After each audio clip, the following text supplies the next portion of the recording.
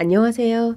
저는 곧 50을 바라보며 인생의 2막을 살고 있는 독신 여성입니다. 아직은 40줄에 그리 많은 나이도 아니지만 여태 살아온 제 인생은 참 길고 험하기만 했던 것 같습니다. 좋은 시절은 잠시 잠깐이었을 뿐 과거를 떠올리면 한숨부터 나오네요. 한때는 너무 힘들고 지쳐서 다 포기하고 싶었던 적도 있었고 고생도 참 많이 했지만 그래서 저는 오히려 앞으로 마주할 저의 50대가 더 기대되기도 합니다. 그래서 오늘은 제가 새 출발을 하기에 앞서 이 자리를 빌어 그동안의 제 인생을 갈무리할 겸 저의 인생 스토리를 얘기해보려 합니다. 20대 한창 철없던 시절 회사 생활을 하던 저는 같은 회사에 다니는 저보다 나이 많은 띠동갑 남자를 사랑했습니다. 사랑 앞에서 나이는 별 문제가 되지 않는다 생각했지만 문제는 그 사람이 유부남에 10살 난 아들까지 있었다는 거죠. 그래서 마음을 표현하지도 못하고 속앓이만 했고 그러면 안 된다는 걸 잘 알기에 마음을 접으려고도 했지만 저도 모르게 그를 향하는 마음은 어쩔 수가 없었어요. 그렇게 남몰래 짝사랑만 해오던 어느 날 그 남자의 아내가 사고로 갑작스럽게 세상을 떠나게 되었고 너무나 안타까운 소식에 저는 차마 위로도 하지 못했습니다. 아내를 떠나보낸 그 남자는 무척 힘들어했고 저는 그런 사람에게 제 마음을 말할 수가 없어 그렇게 가슴 한켠에 짝사랑을 묻기로 했습니다. 그렇게 3년이라는 시간이 흐르며 이제는 마음 정리가 되었을까 싶었지만 미련하게도 저는 마음 정리를 해내지 못했어요. 그리고 3년 동안 아내 없이 홀로 아들을 키우며 고생하는 남자를 보자 측은지심이 들며 더욱더 마음이 커지는 듯 하더라고요. 그래서 저는 더 이상 제 마음을 속이지 못하고 드디어 용기를 내어 고백을 하게 되었죠. 하지만 그 사람은 당연하게도 제 마음을 거절했어요. 저는 결혼 한 번 하지 않은 처녀에게 나이까지 한참 어린데 그 사람은 사별을 했고 딸린 자식까지 있으니 저를 만날 수 없다며 저를 밀어내더라고요. 주변에서도 그 사람을 좋아하는 저를 이해하지 못하고 친정 부모님까지 저를 뜯어 말리셨지만 사랑에 눈이 먼 저는 더 이상 제 마음을 묻어둘 수가 없었습니다. 그래서 포기 못한다 생각하며 끈질기게 쫓아다니고 매달려 끝끝내 그 사람의 마음을 돌릴 수 있었어요. 그렇게 한 남자의 아내가 한 아이의 엄마가 된 저는 그 후 퇴사를 하고 남편의 내조를 하며 그 사람의 아이를 키우게 되었습니다. 어려운 끝에 이룬 결실이라 그런지 결혼을 하고 초반에는 참 행복했어요. 사별 후 많이 방황하던 남편은 저와 재혼 후 마음을 잡아가며 안정적인 삶을 살게 되었고 저의 내조 덕분에 지지부진하던 회사 생활도 잘 해내며 승진까지 할 수 있었어요. 그리고 전처가 두고 간 철민이에게는 친엄마 못지않은 관심과 사랑을 주며 아이를 제 친아들처럼 키워냈습니다. 엄마를 잃고 많이 힘들었을 아이에게 정말 최선을 다하려 했어요. 그 덕분인지 아이도 저를 믿고 잘 따라주었고 저희 세 식구는 누가 봐도 화목하고 행복한 가정이었습니다. 하지만 그러던 행복도 잠시 어느 날 남편은 췌장암 말기 판정을 받게 되었고 불과 3개월 만에 손 쓸 틈도 없이 떠나버리고 말았습니다. 그때가 제가 남편과 결혼을 한 지 겨우 2년 정도 지난 때였으니 2년이라는 짧은 행복 끝에 청천벽력 같은 불행이 찾아오고 말았던 겁니다. 그렇게 남편이 떠나며 저와 철민이 단 둘만 남게 되었고 저는 겨우 30 초반 나이에 15살짜리 아들을 혼자 키우게 되었어요. 남편이 죽고 친정에서는 아이를 보육원에 보내라 했지만 저는 그럴 수 없었어요. 주변에서는 아직 창창한 제 앞길 스스로 막는 거라며 저를 이해하지 못했지만 그때 저는 제 선택에 확신이 있었습니다. 죽은 남편이 아니더라도 한 아이의 장래를 위해 제가 나서야 한다고 생각했죠. 물론 저라고 그런 결정이 쉽지는 않았지만 그 어린애가 갈 곳도 없고 맡아 키워주겠다는 친척도 하나 없어 어른들에게 버림받은 상황인데 그런 와중에 저까지 그 아이를 외면한다면 아이에게 얼마나 큰 상처가 될까 싶더라고요. 그렇게 저는 남편이 죽은 후에도 남편의 아이를 키우게 되었습니다. 이미 철민이는 제 친아들이나 다름이 없었기 때문에 힘들 걸 예상하더라도 어떻게든 아이를 키우겠다고 다짐했어요. 자식을 한 번 낳아본 적 없는 몸이지만 저로서는 죽을 힘을 다해 아이를 위해 살았습니다. 그렇게 중학생 아들을 홀로 키우게 된 제가 아들에게 뭘 하고 싶으냐 묻자 아들은 공부를 하고 싶다고 했어요. 열심히 공부를 해서 성공을 하고 싶다고 말이죠. 그 말을 들은 이상 저는 그냥 있을 수가 없었습니다. 집안의 가장이던 남편마저 떠나고 제가 가장이 되었는데 아들이 공부를 하겠다고 하니 그렇게 할 수 있도록 만들어줘야 했죠. 그래서 저는 다시 일자리를 알아보러 다니게 되었어요. 그래도 몇 년 전까지만 해도 회사 생활 잘하며 나름 실력도 인정받고 있었으니 이력서만 넣으면 어디서든 불러주지 않을까 기대를 했었죠. 하지만 세상은 그리 호락호락하지 않더라고요. 다시 일을 구하겠다며 여기저기 수십 통의 이력서를 넣어봤지만 결혼 후 경력이 단절된 여자를 다시 불러주는 회사는 없더라고요. 결국 면접도 제대로 보지 못한 저는 막막했습니다. 차라리 저 혼자였더라면 마음이 한결 편할지 모르겠지만 저한테는 딸린 식구가 있었으니 더 걱정이 많았죠. 아들에게는 너 하나 건사할 수 있다며 마음 놓고 공부하게 해주겠다고 했는데 일자리를 구하지 못해 어떻게 하나 싶었습니다.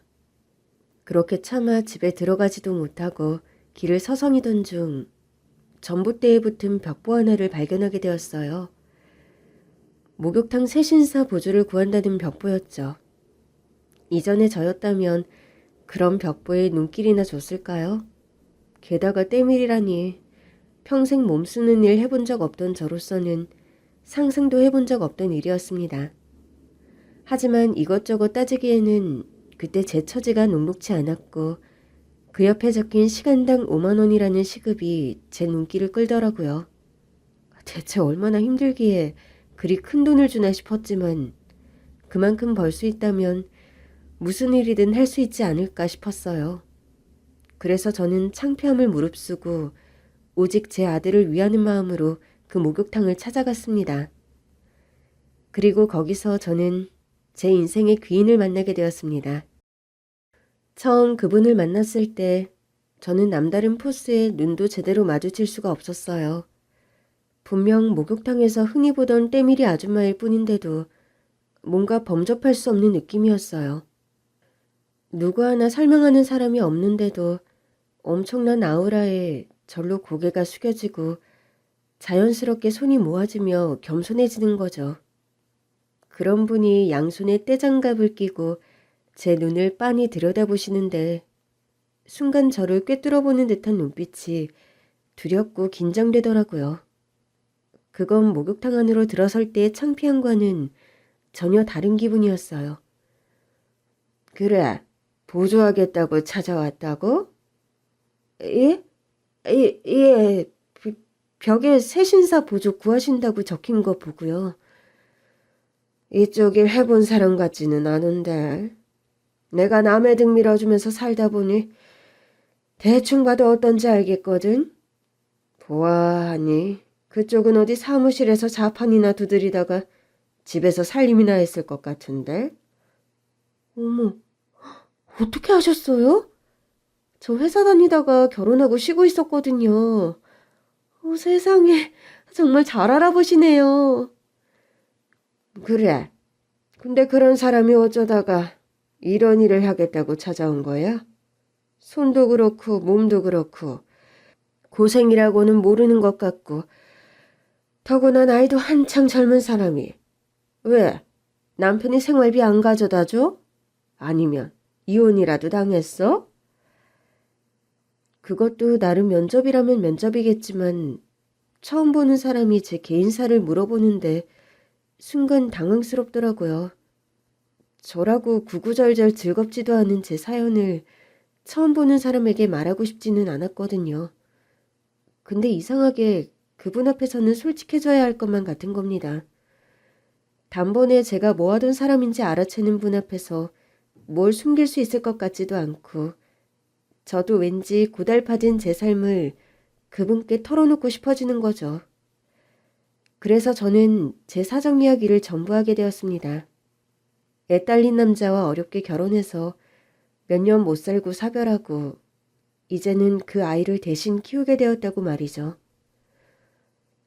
내가 낳은 자식 키우는 것도 힘든 일인데 남의 자식을 키우겠다 했으니 지 팔자 지 갖고 왔구만.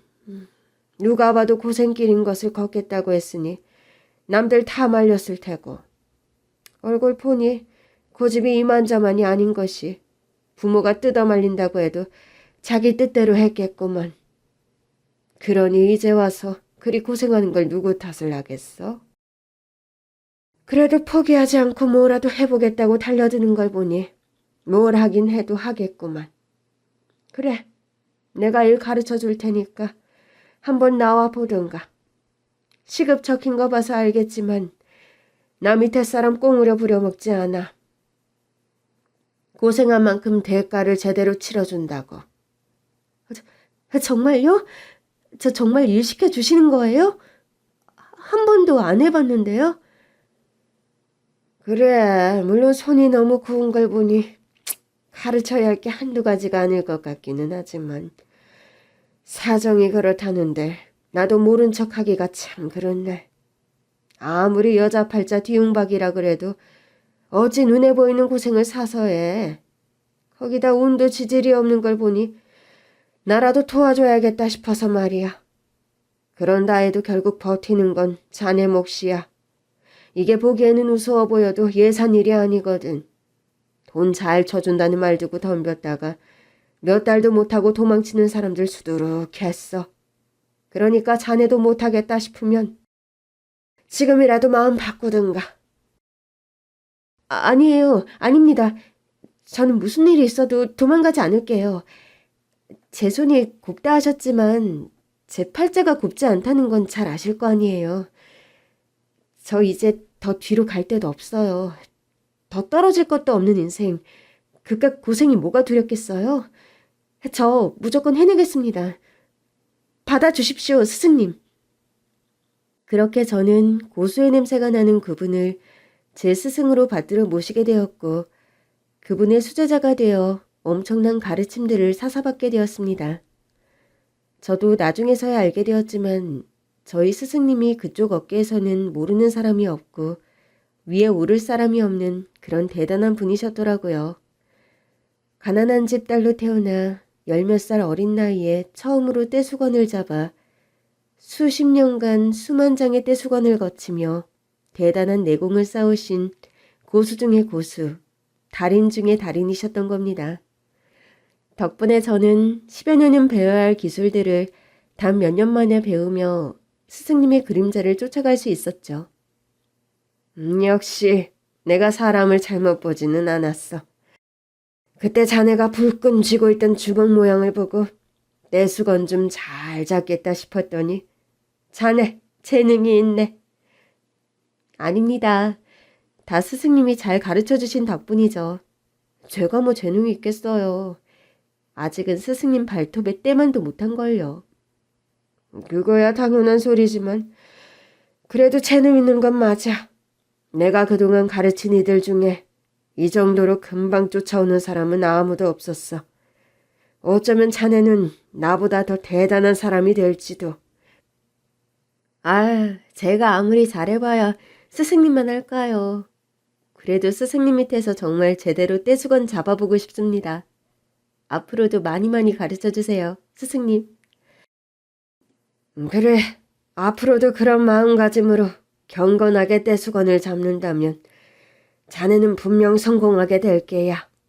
내가 자네를 비누 한 장 없이도 세신할 수 있는 고수로 만들어주지. 세신이라는 것이 겉으로는 몸쓰는 단순한 일로 보이지만 사실은 엄청난 노하우와 기술들이 들어가는 고급 기술이거든요. 그리고 스승님의 세신은 500원짜리 떼수건 하나로 500만 원짜리 몸을 만드는 그런 대단한 일이었습니다. 오로지 손바닥 하나로 돈을 번다는 게 얼마나 대단한 일인지 감이 오시겠어요? 감사하게도 저의 노력을 알아봐 주신 스승님 덕분에 저는 참 많은 것을 배울 수 있었고 저는 그분 밑에서 열심히 기술을 배우며 손톱이 빠져가며 지문이 달아가는 노력 끝에 스승님께 인정을 받을 수 있게 되었습니다. 그리고 그렇게 힘들여 번 돈으로 제 아들 철민이에게 과외비와 학원비를 대며 아들을 서울대에 보냈고 더 넓은 세상에서 배우고 싶다는 아이의 바람대로 유학까지 보내주었습니다. 철민이가 서울대 다닐 때만 해도 한국에서 제일 가는 국립대라 학비가 저렴하다고 좋아했는데 미국은 한 학기 학비만 1,000만 원이 넘고 거기서는 생활비도 장난 아니더라고요. 아무리 장학금을 받고 지원을 받는다 해도 숨만 쉬어서 나가는 돈이 대기업 회사원 월급 정도였어요. 솔직히 부담이 아니라면 거짓말이겠죠. 근데 똑똑한 머리로 서울대까지 들어간 애가 미국까지 가서 배우고 싶다는데 그걸 어떻게 못하게 하겠나요? 그래서 저는 더 열심히 일할 수밖에 없었습니다. 한 명이라도 더 때를 밀어 아이 학비를 충당하느라 휴일이고 명절이고 쉬지도 않고 일을 했네요. 그래도 그만큼 해서 자식 유학 보낸 것이 제게는 자랑이었고 훈장이었습니다. 내가 지금 고생하더라도 나중에 우리 철민이가 분명 갚아줄 거라고 생각하면서 말이에요. 그러던 어느 날 유학에서 돌아온 철민이가 거기서 만난 여자친구를 소개하더라고요. 엄마, 여기 제가 말했던 지훈이에요. 정말 예쁘죠? 미국에서 지내면서 향수병의 외로움에 늘 지쳤었는데 그런 힘들었던 유학 시절을 견딜 수 있도록 도와준 고마운 친구예요. 아마 지훈이가 아니었더라면 제가 유학을 무사히 마칠 수 없었을 거예요. 아들은 힘든 유학 시절을 그 아가씨 덕분에 버틸 수 있었다며 자신이 정말 많이 좋아하는 사람이라고 그 아가씨와 결혼을 하고 싶다고 했습니다. 아들에게 도움이 되었다니 저도 고마웠는데 거기다 집안도 잘 사는지 제가 보기에도 그 아가씨는 있는 집에 귀하게 자라 넉넉한 집안에서 부모 도움으로 유학 다녀온 그런 아가씨처럼 보이더라고요. 아들에게 전해 듣기로는 부모님이 사업을 하신다는데 그래서 가난한 저희 집안 형편을 탐탁치 않아 하셨지만 그 집에서는 오로지 서울대 나온 저희 아들 하나 보고 결혼을 허락하셨다고 했죠. 저야 아들이 좋다면 그저 좋은 사람이라 잘 되었다며 축하를 해주었어요. 그러면서 한편으로는 그동안 뒷바라지 해준 엄마는 두고 곧바로 결혼을 해버리는구나 싶어 괜히 서운하기도 했지만요. 하지만 엄마인 제가 철없이 섭섭해할 수 없다는 생각에 아무 말 않고 아들의 결혼을 축복해주기로 했습니다. 잘 산다는 그 집에 비하면 제가 해줄 건 별로 없겠지만 그래도 제가 할 수 있는 최대한으로 아들의 결혼을 지원해주려 했어요. 자세한 이야기는 부모들끼리 해야겠다 싶어 상견례만 오매불만 기다리는데 아들이 갑자기 이상한 말을 하더라고요. 엄마, 근데 너무 바쁘시면 상견례 안 나오셔도 돼요. 그게 무슨 말이야. 안 나와도 된다니. 내가 빠지면 상견례를 어떻게 해. 아무리 바빠도 꼭 나가야지. 뭐 결혼 얘기는 저희들끼리 알아서 해도 되고 엄마 힘드신 거 제가 알잖아요. 사정 설명하면 그쪽에서도 이해해 주실 거라는 거죠. 그래서 그냥 안 나오셔도 될 것 같은데. 상견례는 양가 집안이 만나는 자리인데 내가 안 나가면 너 혼자 가겠다고? 얘는 뭐 실없는 소리를 하니. 하늘이 두 쪽 나도 시간 내서 갈 테니까 걱정하지 말어. 저희 집에 철민이 부모 노릇할 사람이 나밖에 없는데도 아이가 절더러 상견례를 오지 않아도 된다는 말을 하는 겁니다. 그때까지만 해도 저는 아들이 평소 쉴 새 없이 일하는 저를 걱정해서 하는 말인 줄만 알았어요. 그런데 어느 날 예비 며느리가 찾아와서는 절더러 상견례에 오지 말라고 대놓고 말을 하더라고요. 저기 어머니, 정말 상견례 참석하실 거예요? 응? 아니, 저번에는 철민이가 그러더니 이제는 너까지 그런 소리를 하니? 그럼 내가 안 나가면 누가 나가니? 저희는 어머니가 괜히 불편해하실까 봐 걱정이 돼서요. 어머니가 철민 씨 친어머니가 아니신 거 저희 집에서도 알고 계시거든요. 어차피 사위 하나 보고 하는 결혼이라 그런 것까지 신경 쓰지는 않으시지만 그런 상황에 어머니가 상견례 나오시는 게 좀 이상하지 않나 싶어서요. 내가 철민이 친엄마는 아니지만 철민이 10살 무렵부터 지금껏 내가 키운 내 자식이다. 그 애가 부모 다 잃고 혼자였을 때 그 아이 곁을 지킨 게 나 하나라고. 근데 그런 내가 상견례에 나가는 게 뭐가 이상하다는 거니? 저는 솔직히 그것도 좀 이해 안 되거든요. 재혼한 지 몇 년도 안 돼서 아버지까지 돌아가신 마당에 어머니가 왜 철민 씨를 맡으셨을까요? 혹시 아버님 앞으로 보험이나 재산이 남아있던 게 아닌지 저는 그런 의문이 드네요. 뭐라고? 너 지금 내 앞에서 무슨 소리를 하는 거야? 그럼 내가 설마 철민이 아빠 유산 때문에 철민이를 맡았다 이 말이니? 합리적인 의심인 거죠. 듣기로는 아버님이 오랫동안 회사 생활 잘하셨다는데 벌어두신 돈이 없지는 않았을 거 아니에요. 근데 어머님은 매번 집에 돈이 없다고 하셨다면서요. 때밀이 하면서 힘들게 돈 버니까 공부 열심히 하라고 철민 씨한테 부담까지 주셨다면서요? 세상에, 네가 뭘 안다고 그런 소리를 해. 내가 너한테 해명해야 할 이유는 없지만 나 철민이 아빠 돈에 손댄 것 없다. 애초에 철민이 엄마 죽고 철민이 아빠가 혼자 자식 키우느라 들인 돈이 많았고 하나 있던 집은 철민이 아빠 암 치료비 되고 남은 돈 몇천으로 철민이랑 사는 전셋집 얻었어. 그건 안 그래도 내가 철민이 결혼할 때 내어주려고 그랬다. 근데 너는 알지도 못하면서 나한테 자격이 없다고 하는 거니? 돈 문제는 그렇다 치고 아무튼 상견례에 안 오셨으면 좋겠어요. 여태 철민 씨 잘 키워주신 건 감사하지만 이제는 철민 씨도 새 출발할 때잖아요. 솔직히 목욕탕에서 일하는 시어머니 저는 바라지 않거든요. 저희 부모님들도 창피하실 거고요. 그러니까 정말 아들이 잘 되기를 바라신다면 눈치껏 빠져주세요. 그리고 앞으로도 철민 씨랑 거리를 두시는 게 좋지 않으시겠어요? 친엄마도 아니시면서 이제 와서 설마 의붓아들에게 효도라도 바라시는 건 아니시겠죠?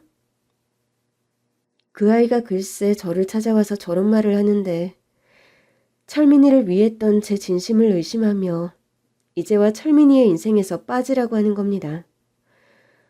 자신은 의붓엄마에게 며느리 도리할 생각 없다며 목욕탕에서 일하는 저를 비웃으며 그런 무시를 하더라고요. 그 얘기를 듣는데 얼마나 비참하고 기가 막힌지 저는 그동안 아들을 위해 살았던 제 인생이 통째로 부정당하는 기분을 느껴야 했습니다.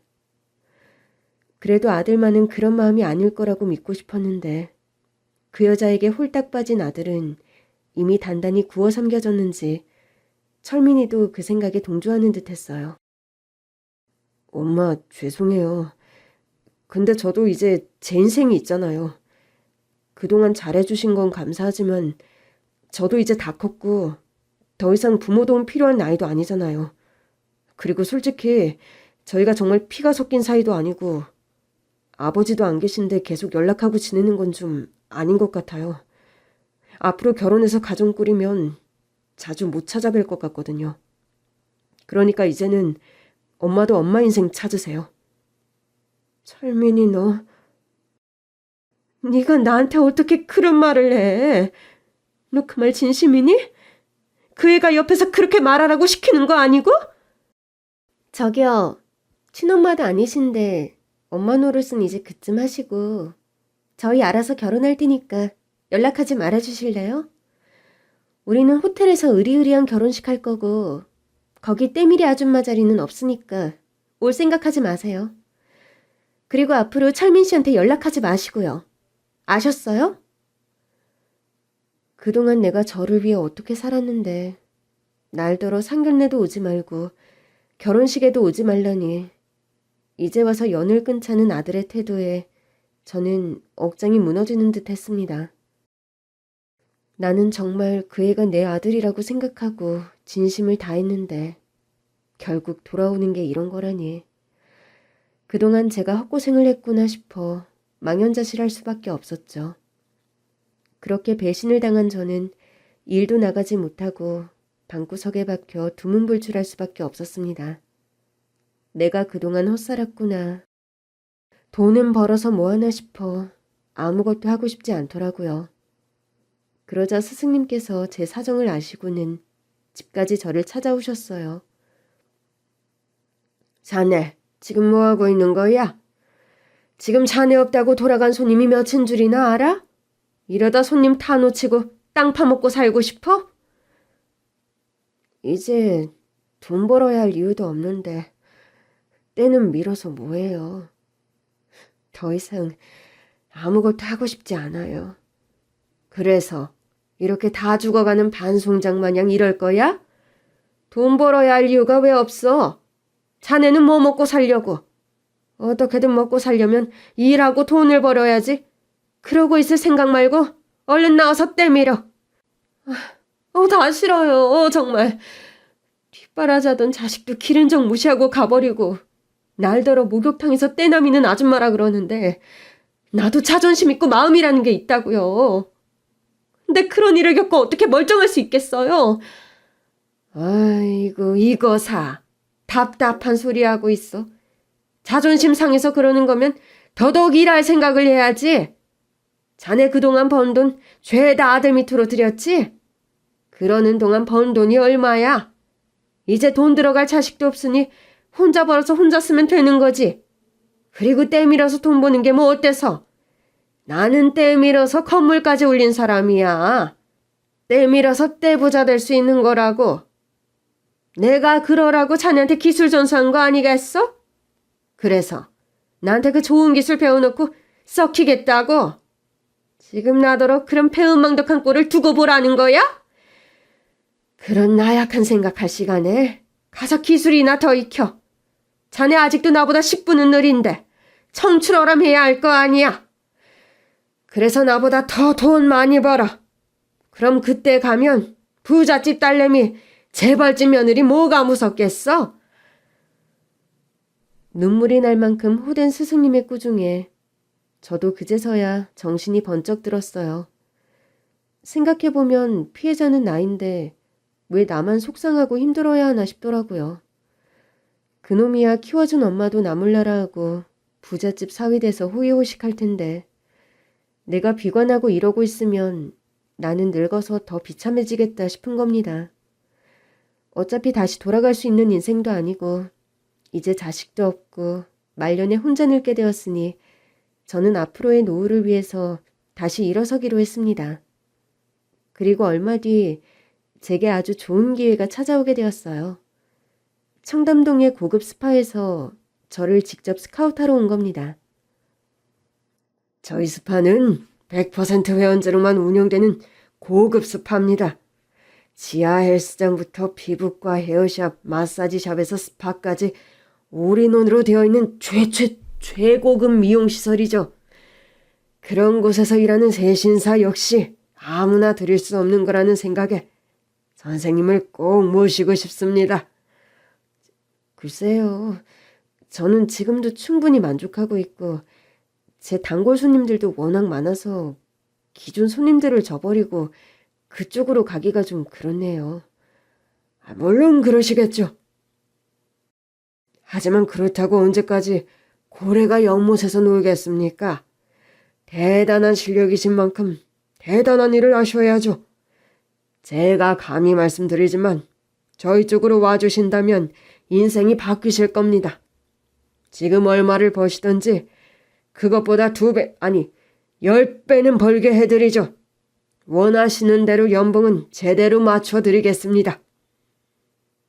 제가 따로 손님들께 돈을 받는 게 아니라 아예 월급을 주시려고요? 월급에 보너스에 인센티브까지 전부 보장해드리겠습니다. 그리고 손님들께서 주시는 팁을 따로 챙기시고요. 아마 그 팁들만 해도 웬만한 회사원 월급은 될 겁니다. 그러니까 꼭 저희와 함께 해주세요. 사실 그전에도 여러 번 자기네 목욕탕으로 오라는 사람들은 많았어요.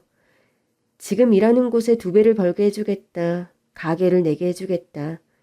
별별 제안들이 있었지만 이번처럼 어마어마한 연봉을 주겠다는 곳은 처음이었죠. 지금보다 10배는 벌게 해주겠다는 말에 혹하기는 했지만 꼭 돈 때문만은 아니었습니다. 그곳에서는 저를 실력자로서 제대로 인정해주는 것 같아서 마음에 들었죠. 그렇게 저는 청담동으로 가게 되었고 그곳에서 각계각층의 대단한 사모님들을 만나며 친목을 쌓아가게 되었습니다. 돈이 적던 많던 때없는 사람은 없으니 거기도 비싸기만 할 뿐이지 손님들이 쏟아지더라고요. 그렇게 제가 청담동으로 옮겨 터를 잡은 지도 언 5년. 그 짧은 기간 동안 저는 제 스스로 성공을 이루어냈습니다. 제 실력이야 스승님께 인정받은 실력이니 더 볼 것도 없고 난다긴다는 사모님들이 제 떼수건 한 장에 속절없이 쓰러지더라고요. 다들 제 손을 황금손이라고 칭찬하며 서로 예약을 잡으려고 아웅다웅하는데 그러다 보니 어느새 제게도 권력이라는 게 생겼지 뭐예요. 스파 사장이 처음 제안했던 것처럼 돈도 많이 벌게 되었지만 제가 보고 듣는 정보들도 많았거든요. 원래 중요한 이야기는 그런 은밀한 곳에서 이루어지는 법이니까요. 그리고 저는 그런 정보들 덕을 보며 훨씬 더 많은 부를 쌓을 수 있었고 이제는 정말로 제 인생이 180도 달라지게 되었어요. 2년마다 전셋집 전전하던 제가 강남의 최고급 아파트에 거주하게 되었고 사모님들에게 귀동냥하며 배운 부동산 정보로 건물 몇 채를 올려 용돈벌이도 하고 있었죠. 더 이상 돈 걱정하지 않게 되어 이제는 저를 가꾸고 인생도 즐기며 살 수 있게 되었습니다. 이제는 그런 저를 때밀이라며 무시하는 사람도 없었고 저는 자수성가로 부를 이루어내며 청담동에 어울리는 멋진 여성이 되었죠. 그런 제 성공을 부러워하며 저를 찾아오는 수제자들도 많았고요. 그렇게 고생 끝에 새 삶을 살게 된 어느 날 잊고 있었던 의붓아들에게서 연락이 왔습니다. 5년 만에 찾아온 의붓아들의 연락이 반갑기도 잠시 그동안 연락 한 통 없던 아이가 이제 와서 제게 자기를 좀 도와달라며 애원을 하는 겁니다. 저는 늦었지만 그 아이가 후회를 하고 뉘우쳐서 제게 연락을 해온 줄 알았더니 그게 아니었던 거죠. 엄마, 저 좀 도와주세요. 저 돈 좀 빌려주세요. 그때 엄마 말 들을 걸 그랬어요. 제가 엄마 말만 들었어도 이런 일은 없는 건데 지훈이, 아니 그년이 나를 가지고 놀았어요. 완전히 속았다고요. 부잣집 딸이라 그러더니 거짓말이었어요.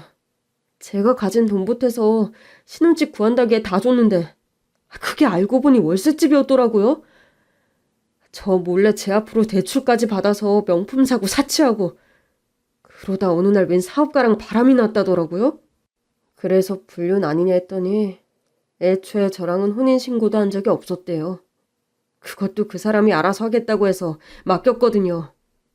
그리고 그 여자는 짐 싸서 나가버리고 그제서야 그 집이 월세였고 제 앞으로 대출까지 있었다는 걸 알게 된 거예요.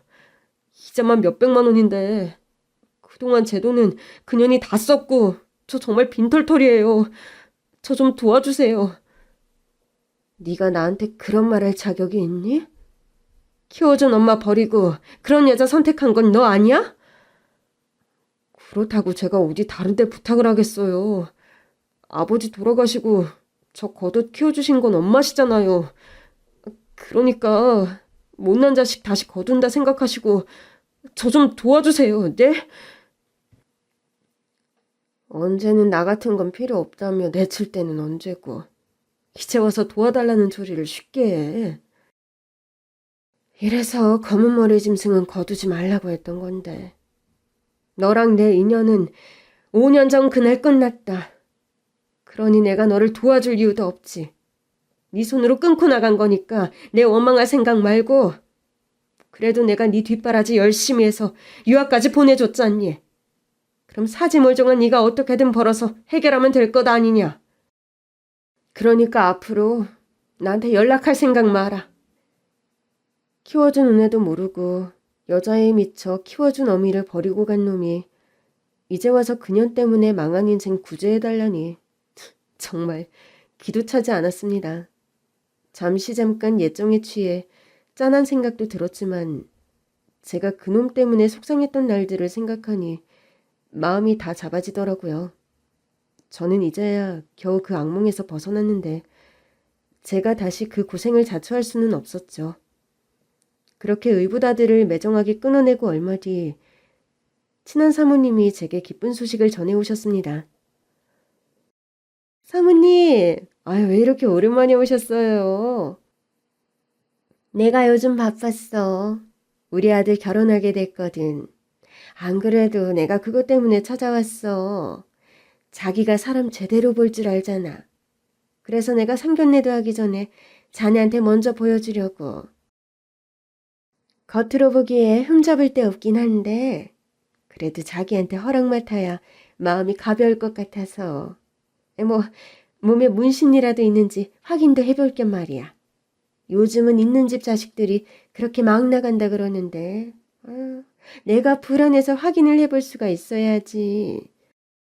그럼요. 모름지기 이런 중요한 일은 더더욱 신중을 기하셔야죠. 세세하게 말씀 안 하셔도 제가 알아서 잘 봐드릴게요. 저 아시잖아요. 그렇지. 내가 자기 눈을 믿지. 그럼 내가 며느리 혼자 보낼 테니까 자기가 알아서 잘해줘. 알겠지?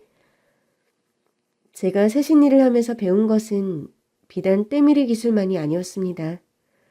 이 업도 결국 서비스직이고 사람을 대하는 만큼 그만큼 다양하고 많은 사람들을 만나고 그러다 보면 사람 보는 눈도 자연히 늘기 마련이거든요. 거기다 제가 틈틈이 사주팔자까지 공부하며 관상까지 보는 탓에 종종 제게 사람을 봐달라며 지인들을 데려오시는 사모님들이 계셨어요. 제가 점쟁이는 아니지만 나름의 노하우 덕분인지 이제는 척하면 척이었거든요. 그래서 그날도 새로 며느리를 드리게 되신 사모님께서 제가 꼭 봐주었으면 좋겠다며 예약을 하고 가신 겁니다. 그리고 며칠 뒤 그 사모님이 예비 며느리를 보내셨는데 순간 까무러칠 뻔하고 말았습니다. 그 집 새며느리 될 아가씨가 바로 제 며느리가 될 뻔했던 그년이더라고요. 하지만 그 애는 저를 미처 알아보지 못한 듯 했습니다. 하긴 저도 몇 년 동안 아들 없이 제 삶을 살다 보니 저한테 투자도 많이 하고 관리를 열심히 해서 때깔도 좋아지고 더 젊어졌거든요. 그의 눈에 5년 전 저는 가난하고 볼품없는 목욕탕 아줌마였을 텐데 지금은 쫙 삐있고 목에 진주 목걸이 걸고 우아한 차림이어서 그런지 저를 전혀 알아보지 못하고 깍듯하게 인사를 하더라고요. 안녕하세요. 처음 뵙겠습니다. 네, 부암동 최 사모님 예비 며느님 되시죠? 기다리고 있었어요. 어머, 청담에 이런 데가 다 있었네요. 근데 왜 나는 몰랐지? 이곳은 100% 회원제로만 운영하고 신규 회원도 잘 받지 않는 곳이에요. 그렇다 보니 가끔씩 이렇게 며느님이나 가까운 지인들 말고는 거의 새로 오시는 분들이 계시지 않죠. 그렇구나. 그럼 저희 어머님이 저 위해서 이런 좋은 데를 소개해 주신 거네요? 아, 어머님이 벌써부터 저를 이렇게 챙기신다니까요. 그럼요. 정말 좋은 예비 시어머니를 두신 거예요. 그럼 오늘 최 사모님 당부대로 최상의 서비스를 대접하겠습니다. 준비하시고 이쪽으로 오세요. 바로 앞에 나를 두고도 까맣게 알아보지도 못하는 그년을 보니 불현듯 5년 전의 일이 떠오르더라고요. 그때는 자기 시어머니가 될 사람을 앞에 두고도 아줌마라 부르며 때밀이라고 개무시를 하더니 이제는 신분 세탁하고 재벌집 며느리가 될 생각에 체면 칠해를 하는 건지 아니면 내가 자기 예비 시어머니랑 가까운 사이라는 걸 알고서 괜히 눈치를 보는 건지 오래전 그 오만방자한 모습은 온데간데 없이 어디서 요조숙녀인 양 얌전을 빼더라고요. 그걸 보고 있자니 사람 가리는 그것이 보통 내기는 아니다 싶어 속이 더 부글부글 끓었습니다. 철민이한테는 부잣집에서 귀하게 큰딸인 것처럼 들러붙어서 서울대 나온 남편 등골을 빼먹으려 하다가 그러다 웬 나이든 사업가란 바람이 나서 새 시집을 갔다더니 그놈은 어쨌는지 이제는 또 재벌가 며느리 노릇을 하려고 하는 겁니다. 그러니 인연은 아주 제대로 작정한 꾼이고 꽃뱀이었던 거예요. 내가 아는 인연의 남자만 해도 벌써 셋인데 전현한테 속은 남자가 그동안 얼마나 많았을지 감도 오지 않더라고요. 게다가 제가 아는 최 사모님은 꼼꼼하고 신중하신 분인데 얼마나 신분 세탁을 잘했길래 그런 집과 혼담이 오가는 사이가 되었나 싶었죠. 그래서 혹시나 싶었던 제가 세신을 하면서 하나하나 캐물어 보았습니다. 부모님은 뭘 하시는지, 대학은 어딜 나왔는지 은근슬쩍 묻는 제 말에 그 기집애는 기가 막히게도 당황하는 기색 한 번 없이 아주 술술 거짓말을 해대고 있었어요. 부모님은 미국에서 리조트 사업을 하시고 자기는 미국에서 대학을 졸업하고 몇 년간 전 세계를 돌면서 해외 봉사를 하다가 그런 중에 지금의 예비 신랑을 만났다고 하더라고요. 그러면서 자기가 어려서부터 얼마나 교육을 잘 받았는지 사실 자기 부모님은 결혼을 시키기보다는 끼고 살고 싶어 하신다는지 하며 입에 침도 안 바르고 거짓말을 줄줄 하는 겁니다. 저번에 의붓아들에게 듣기로는 유학 시절 같이 유학하다가 만났다는 것도 사실은 거짓말이었고 미국에서 어쩌다 놀러 왔다가 만났고 영어도 제대로 할 줄 모른다는 걸 다 들었는데 말이죠. 심지어 그 집 부모님은 도박쟁이의 신용불량으로 시골에서 근근히 먹고 산다는데 그것도 모자라서 이번에는 미국에서 사업하는 부모가 있다는 뻔뻔한 거짓말을 하네요. 그동안 서울대생에 사업가에 이런저런 남자들 만나고도 성에 안 차서 과거를 다 지우고 부잣집 며느리가 되기 위해 처녀 행세를 하고 있는구나 싶었죠. 그래서 세신을 마친 저는 그년의 본 모습을 당장 사모님께 알렸어요. 그래, 자네가 보기엔 어때? 우리 집 며느리로 들일만해? 사모님, 절대 안 됩니다. 이 결혼은 제가 무슨 일이 있어도 막아요. 그게 무슨 말이야? 절대 안 된다니. 왜? 무슨 문제라도 있어? 사모님, 전에 제가 어쩌다 이 일을 시작하게 되었고 어떻게 청담동까지 넘어오게 되었는지 다 말씀드렸었죠. 그 얘기 기억하세요? 그럼 당연히 기억하고 말고 나도 듣다가 열불이 나고 분통 터지는 그 얘기를 어떻게 잊어먹겠어. 근데 그 얘기는 왜?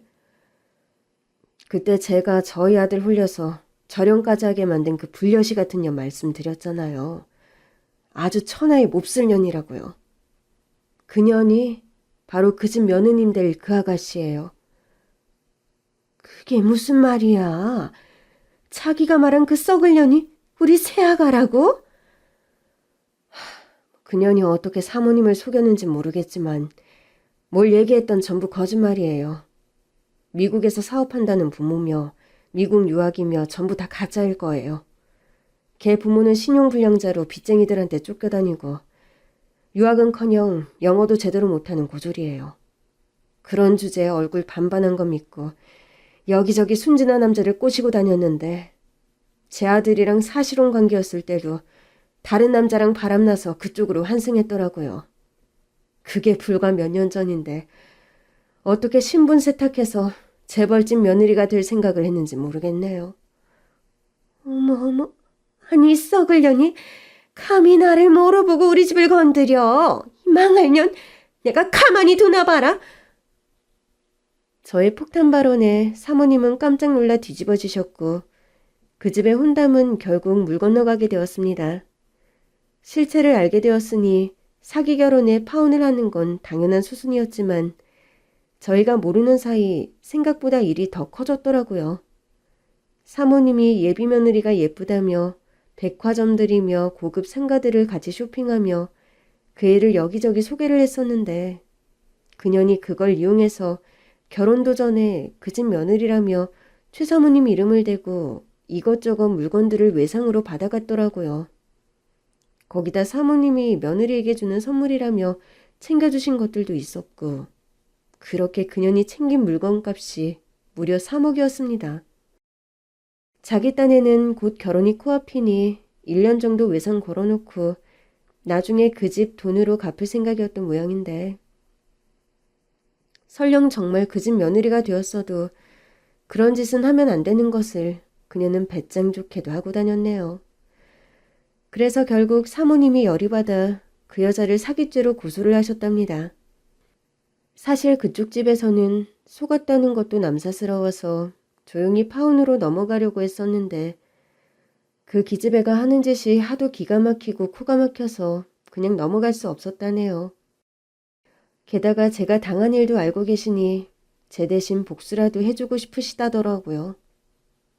그렇게 남의 집 아들들 등에 빨대 꽂고 다니던 그 여자는 사기죄로 고소를 당했고 그 모든 일의 시작이 저라는 것을 알게 된 그 여자가 제가 일하는 목욕탕으로 기어이 찾아왔습니다.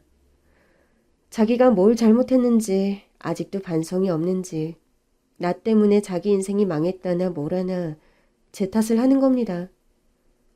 당신 처음부터 다 알고 일부러 그런 거지? 당신 아들 복수하겠다고 나한테 그런 거 아니야? 그래서 내가 지금 무슨 꼴을 당했는지 알아? 내가 진작 알아봤어야 하는데 몇 년 새 얼굴 좀 폈다고 당신을 못 알아본 게 천추의 한이다. 인연이 지금 뭘 잘했다고 여기까지 찾아와서 큰 소리야. 네가 지금 나한테 따져 물을 때니? 저 년이 아직도 지가 뭘 잘못했는지 모르고 기고만장하네. 야 이년아, 너 사기꾼의 꽃뱀이야. 젊은 년이 어디 할 짓이 없어서 멀쩡한 남자들 등을 쳐먹고 다녀. 그래놓고 하다하다 체별집 며느리가 되려 했니? 내가 모르면 몰랐지. 니년이 계속 그러고 다니게 그냥 둘 수는 없지. 그렇다고 당신이 뭔데 남의 일에 간섭을 해? 왜 남의 인생에 함부로 끼어드냐고? 야 이년아, 그러는 여야말로 왜 남의 가족사에 끼어들어 이래라 저래라 했어? 하여간 말이 통할 생각도 안 했지만 참 뻔뻔하다. 사기 쳐놓고 그리 당당하니? 그렇게 남 속여먹고 호요식할 거면 차라리 일을 해. 아니면 나처럼 기술이라도 배우던가. 내 인생 망친 거 꼭 갚아내게 할 거야. 이렇게 된 거 이판사판이야. 나도 당신 가만히 안 둘 거야. 그년이 갑자기 제 머리채를 잡으려고 막 달려들더라고요. 뒷단에는 자기가 저보다 한참 젊으니 나 하나 정도는 어떻게 해볼 수 있을 거라 생각했는지 모르겠지만 저도 그리 호락호락한 상대는 아니었어요. 세신 일은 뭐 그냥 하겠나요? 이거야말로 전신운동이다 보니 10수년간 해온 일 덕분에 저도 어디 가서 체력으로 뒤지는 일은 없었거든요. 그러다 보니 비리비리한 젊은 아가씨 정도는 단숨에 처리할 수 있었습니다. 그래서 저는 제게 달려드는 그 여자를 향해 떼수건을 붕붕 휘둘렀어요. 물에 젖은 떼수건은 생각보다 강하거든요. 그러자 제 떼수건에 몇 대 얻어맞은 그 여자가 맞은 곳이 아픈지 더 격분하며 달려들었죠. 그러다 제가 휘두르던 떼수건을 피하려다가 갑자기 혼자 미끄러지더니 열탕에 고꾸라지고 마는 겁니다. 그러게 탕 안에서는 뛰지 말고 조심하라고 써있는데 눈에 뵈는 게 없는지 왜 혼자 발광을 하나 모르겠어요. 그렇게 얄미운 그 꽃뱀이 열탕 안으로 곤두박질치고 넘어지며 코를 찧었는지 코가 부러져 코피가 났더라고요. 그리고는 의식을 잃어가길래 저는 119와 112를 함께 불러주었죠. 그렇게 그날로 그 그 꽃뱀에게는 죄물손괴와 영업방해의 죄명이 더 추가되었네요. 그 후 그 꽃뱀이 어떻게 되었냐고요? 다행스럽게도 그 꽃뱀은 사기죄가 입증되어 징역 3년을 선고받고 지금도 교도소에 갇혀 있습니다. 근데 그 여자한테는 차라리 감옥에 있는 지금이 다행일 거예요. 그 꽃뱀에게 당한 사람이 많은지 여기저기서 민사소송을 거는 바람에 물어줄 돈만 수억이라 들었거든요. 아마 감옥에서 나오면 어디 숨을 곳도 없이 그 큰 돈을 갚아야 할 텐데 그럴 능력이 없을 테니 아마 자기 부모들처럼 도망이나 다니며 살겠죠. 그러니 차라리 감옥이 편할지도 모르겠네요. 그럼 부디 앞으로도 그런 여자에게 당하는 사람이 없기를 바라며 저는 속 편히 제 인생을 살겠습니다. 제 이야기를 들어주신 여러분들 모두 행복하세요.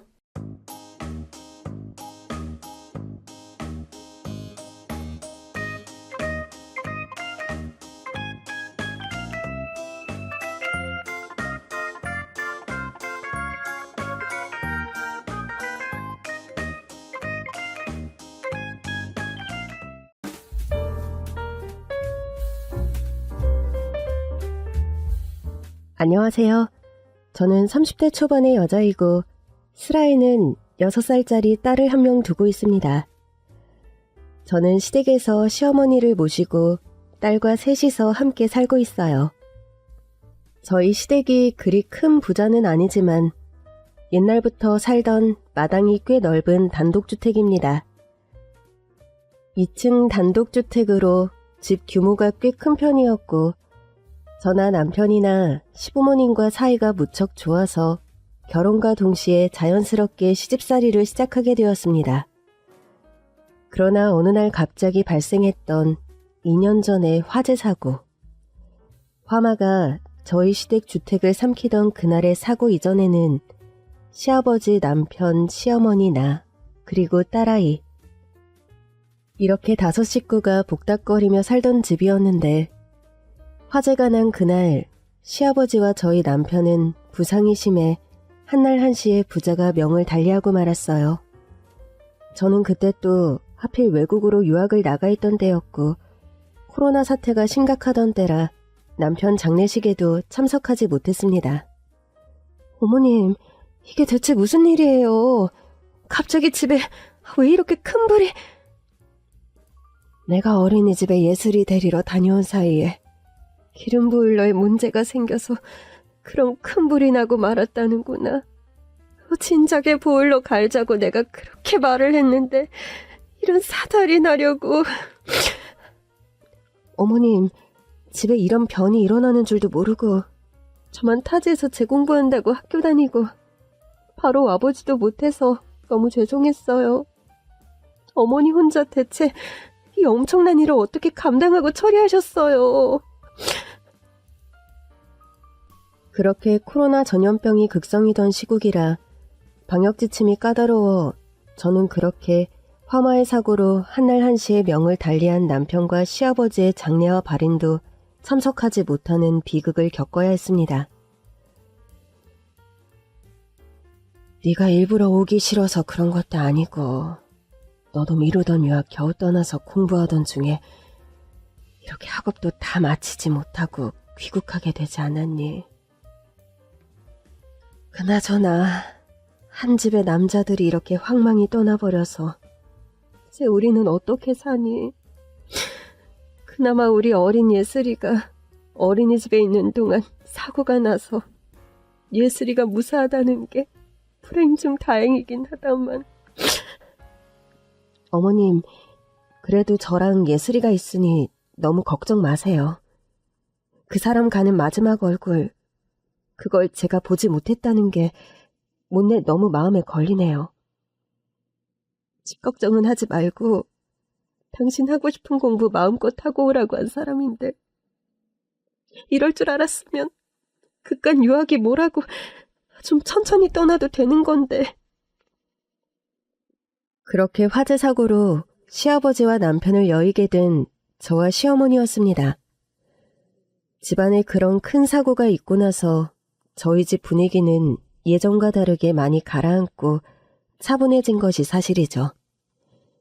예전에는 시종일관 농담하고 우스갯소리 하는 거 좋아했던 남편과 또 호탕하신 시아버님 덕분에 집안에 늘 웃음꽃이 피었는데 요즘 들어서는 딸아이의 재롱 말고는 집안에 웃을 일이 아예 사라져버렸죠. 저나 시어머님이나 남편과 사이가 각별했던 소위 말하는 인꼬부부였어서 더 그런 상실감이 큰 것 같기도 했습니다.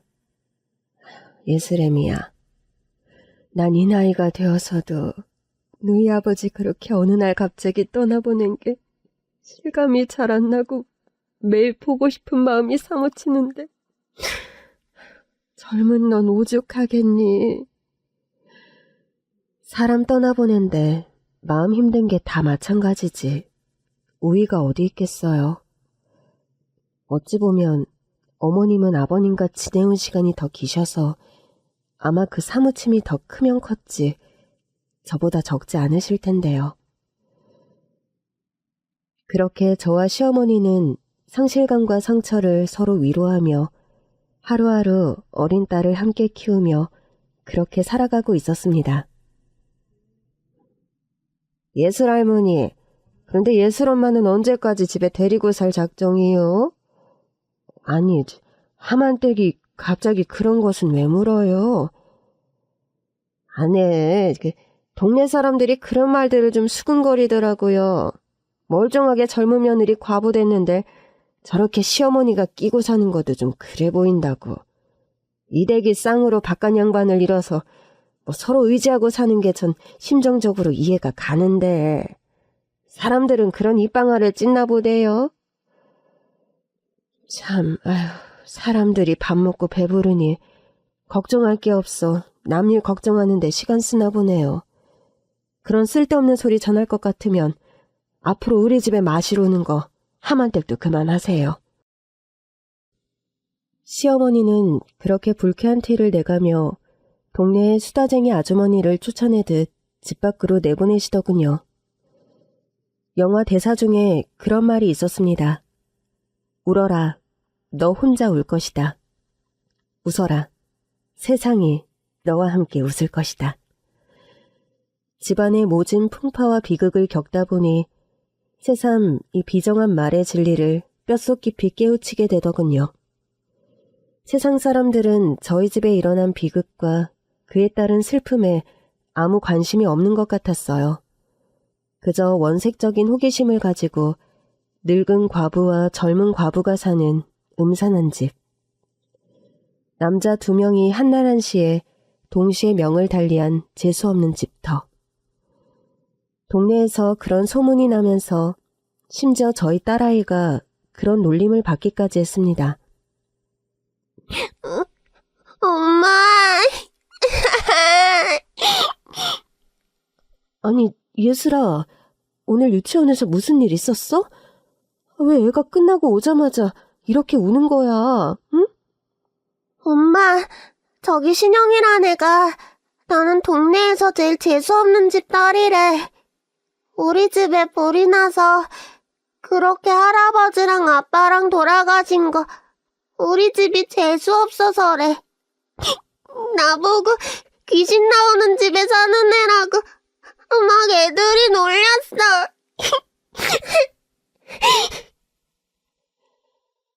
딸아이의 말을 듣고 저는 정말이지 억장이 무너지는 것만 같더군요.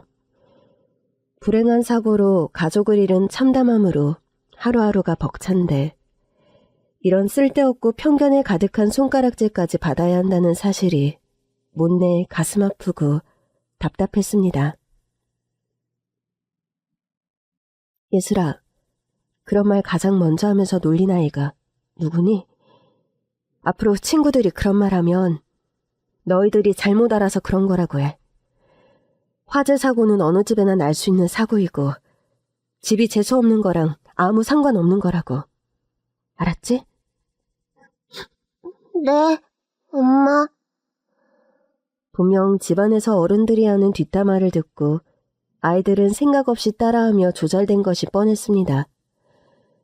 저는 일단 유치원 선생님께 자초지종을 얘기하고 다시는 이런 놀림이 유치원 내에서 일어나지 않게 해달라고 단단히 부탁을 드리고 들어왔죠. 자꾸 이런 일들이 반복되다 보니 시어머니께서는 한날 이런 말씀을 제게 하시더군요.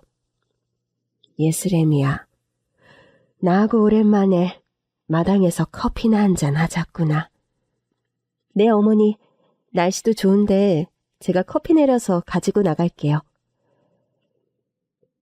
역시 애미 네가 내린 핸드드립 커피는 맛이 세상 최고다. 이 커피를 네 시아버지도 네 남편도 참 좋아했는데 저 세상에선 이 커피 못 마셔서 어떻게 지내나 모르겠다. 그러게요. 아버님께서 특히 커피를 참 많이 좋아하셨죠. 예슬애미야, 내가 가만히 생각을 해봤는데 동네 사람들 수근거림도 그렇고 새파랗게 젊은 너를 이렇게 내가 한 집에 데리고 사는 게 좋은 일이 아닌 것 같다. 아니, 어머니, 그게 대체 무슨 말씀이세요? 동네 사람들 수근거리는 것 때문에 그러세요? 생각 없는 치들이 떠들어대는 일에 왜 그리 신경을 쓰세요? 우리 집이 재수없는 집터라는 둥, 그런 얘기는 내가 신경 안 쓴다. 내가 신경이 쓰이는 건 네가 평생 예슬이를 데리고 내 그늘 아래서 사는 게 경우가 아닌 일 같아서 하는 말이야. 아직은 예슬애비를 잃은 슬픔에서 너도 벗어나지 못했으니 어느 기간까지야 나와 지내는 게 괜찮을 수 있지만 네가 평생 이렇게 살 수는 없는 노릇이잖니? 어머님, 그게 대체... 네 나이 겨우 이제 33이다. 요즘은 네 나이에 시집안 간 처녀들도 널린 세상인데 네가 청상 과부로 평생 시어머니 모시고 한 집에 살 수는 없잖니. 예슬애비 2주기 지나거든 더 늑장 부리지 말고 이 집을 나가렴.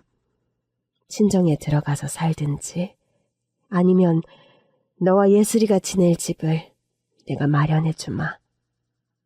어머님, 제발 그런 말씀 마세요. 어머님이 무슨 뜻에서 그런 말씀하시는지 저 잘 알지만 아직은 제가 그러고 싶지 않아요. 예슬 아빠와 추억이 가장 많이 깃든 곳이 이 집인데 저와 예슬이한테 이 집을 떠나 나가 살라고 하시는 건 저와 예슬이한테 너무 가혹한 처사세요. 아유, 이 미련한 거사. 떠난 사람은 떠나보내야지. 언제까지 이렇게 보내지 못하고 속 끓이며 살려고 하니. 아유, 불쌍한 내 며느리. 불쌍한 내 손녀. 그렇게 마당에서 시어머니와 커피를 마시다 말고 저와 시어머니는 둘 다 목 놓아 펑펑 울고 말았습니다. 시어머님의 걱정이야 그렇다 치고 세상 사람들이 뭐라고 떠들어대든 저는 절대 시댁을 떠나 살 생각이 없었어요. 솔직히 다른 남자를 만나 재혼해서 살 생각도 없었습니다. 사실 제가 어려서 재혼 가정에서 자랐습니다. 저희 부모님은 제가 돌이 안 됐을 즈음에 이혼을 했고 아빠는 얼마 안 있어 새 가정을 꾸렸다고 합니다. 전 엄마와 함께 살다가 초등학교 1학년이 되었을 즈음 새아빠를 맞아 한 집에 살게 되었었죠. 그런데 새아빠 슬하에는 또 딸과 아들이 한 명 있었고 저는 유년기와 사춘기 시절 동안 집안에서 따로 떨어진 성과 같은 존재로 살아야 했습니다. 동희야, 이거 퍼즐 게임하는 거 같이 하자. 참, 퍼즐 게임 전에 피자 한 판 시켜놔. 먹으면서 하게. 알았어. 그런데 명진이는 어떻게 해? 같이 놀자고 할까? 명진이 쟤는 놔둬라. 쟤는 퍼즐 게임도 관심 없고 피자도 안 좋아하잖아. 안 그러니 명진아? 오빠랑 언니하고 둘이 놀아.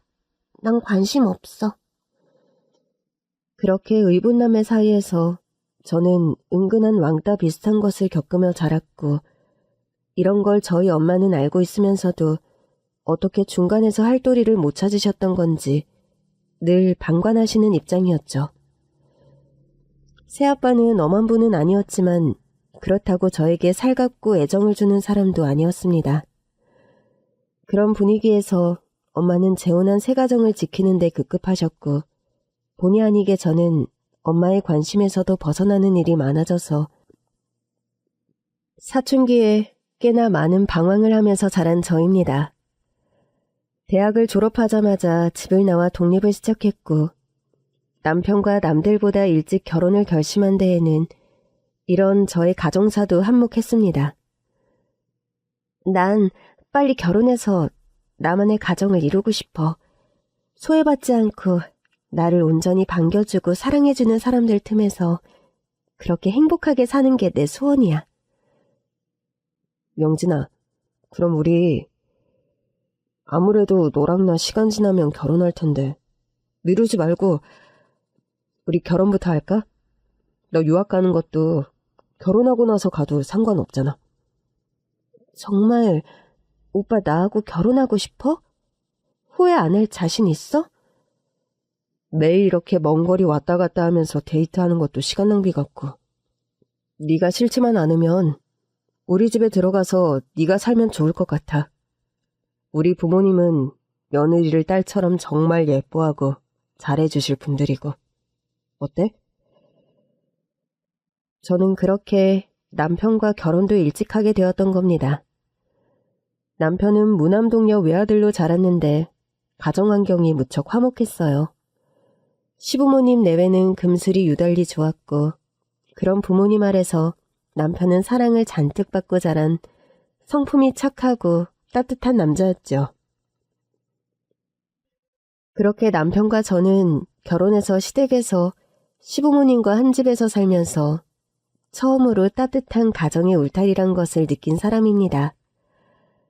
소외받는 느낌 없이 집에 들어왔을 때 언제나 진심으로 환대받는 느낌. 저는 그런 따뜻함이 너무 좋아서 남들은 시집살이 한다고 힘들지 않냐고 걱정하는 사람들도 있었지만, 저는 되려 결혼을 하고 나서 훨씬 행복지수가 높아진 케이스였죠. 이런 여러 가지 저의 가정사가 있었기에 제 남은 미래에 재혼 계획 따위는 없었어요. 성공적인 재혼 가정이 물론 있겠지만 사람은 누구나 자신이 겪은 통계치 안에서 어떤 일을 판단하게 되는 법이잖아요. 저는 혹시라도 저의 잘못된 선택으로 딸아이가 저와 같은 상처를 입으면서 자라지는 않을까 하는 생각에 일찌감치 재혼 생각 따위는 접고 살았던 겁니다. 이런 이유로 저는 더욱더 남들의 기운은 무시하고 시어머니를 모시고 딸아이와 예전처럼 시댁에서 살아가고 있었습니다. 저는 원래 대학에서 미술을 전공했는데 원래는 대학 졸업과 동시에 유학을 떠나려다 남편과 결혼을 했고 얼마 안 있어 딸아이를 임신하게 되는 바람에 유학이 늦어졌죠. 그러나 딸아이가 4살쯤 되던 해 어느 날 얘 예슬애미야. 예슬이가 이젠 어린이집에도 잘 다니고 내가 얼마든지 한동안은 예슬이를 돌볼 수 있으니 너 유학 더 미루지 말고 다녀오렴. 어머니, 적어도 2년은 다녀와야 하는데 정말 괜찮으시겠어요? 집에 나 혼자 있는 것도 아니고 남자들도 둘씩인데 뭐가 걱정이야. 여자가 아이 낳았다고 주저앉기 시작하면 또 그게 한도 끝도 없고 나중에 후회되는 일이다. 요즘은 엄마들이 애 키우고 살림만 하는 시대도 아닌데 너도 미루지 말고 유학 다녀오렴. 저는 그렇게 시어머니의 전폭적인 지지로 유학을 다녀올 수 있었던 거죠.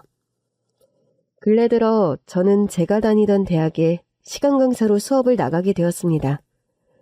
그러다 보니 시어머니께서 어느 날 집안일이 좀 힘들다며 어린 식모를 한 명 집에 들이셨어요. 안녕하세요. 오늘부터 이 댁에 일하게 된 박명자라고 합니다. 명자 씨, 저희 예슬이랑 어머님 좀 잘 부탁드려요.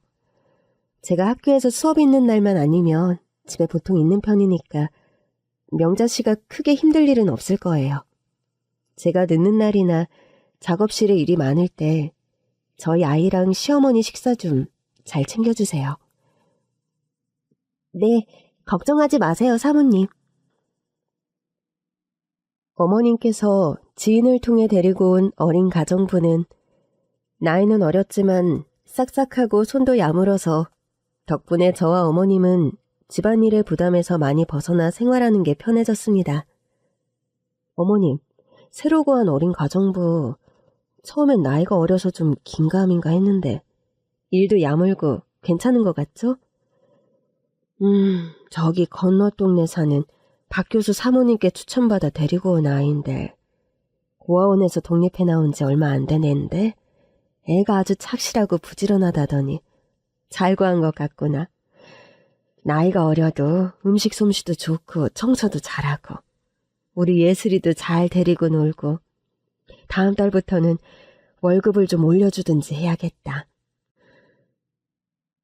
그래요, 어머니. 명자가 월급 올려줘도 안 아까울 만큼 일을 참 잘해요. 착하고. 다음 주에 네 시아버지 추모전 끝나고서 관계자들 모시고 집에서 저녁 식사하기로 했다. 예슬애미 너도 그날은 시간을 비워두고 음식장만 좀 같이 하자꾸나. 예, 알겠습니다, 어머님. 사실 저희 시아버지가요, 살아생전 유명한 서예 가셨습니다.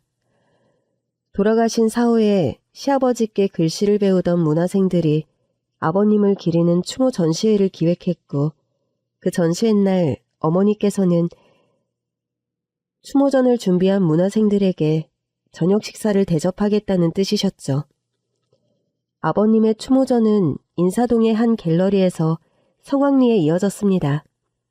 추모전이 끝나고 사람들은 모두 저희 집에 모였죠. 선생님 댁은 예전에도 그랬지만 찾아올 때마다 참 운치가 남다릅니다. 주택이 참 멋스럽고 정원도 손질을 항상 깔끔하게 해두셔서 집이 참 예뻐요. 아이고, 다 낡아 쓰러져가는 이 구옥을 그리 좋게 봐주셔서 감사합니다. 그보다 저희 바깥 양반 명을 달리한 지 2주기가 거의 다 되어가는데 그렇게 떠난 사람을 잊지 않고 그 사람의 작품들을 하나씩 다 모아서 이런 값진 추모전을 기획해 주신 여러분께 깊은 감사의 말씀 전합니다. 정말로 감사드려요. 저희 아버님 가시는 길이 여러분들 덕에 허망하지 않고 외롭지 않게 되었습니다. 정말 감사드립니다. 사모님, 음식을 그런데 뭐 이렇게 많이 차리셨어요?